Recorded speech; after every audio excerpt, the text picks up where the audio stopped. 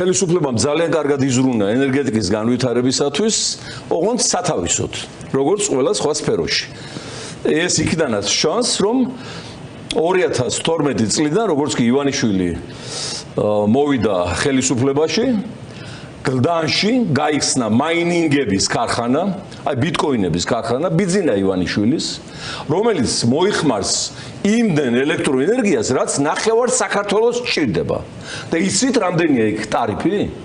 არის ჩემი მიღწეული 11 თეთრი.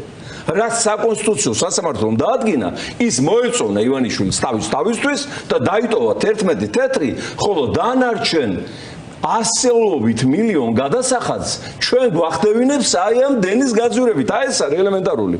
როგორც კი დამთავრდება მაინინგებზე და ივანიშვილის კომპიუტერულ კრიმინალურ ცენტრებზე აი ესეთი შეღავათები ენერგეტიკიდან. უცბად 2-3 ოდენობა მოემატება ქვეყნის ენერგეტიკას. კრიმინალების პარპაში რო დამთავრდება, რომელიც არ იხდიან და ჩვენს ხარჯზე იწყობენ ბედნიერ ცხოვრებას და სამოხსნას. ეს ბანდების ხელშია საქართველოს და გარდა ამისა,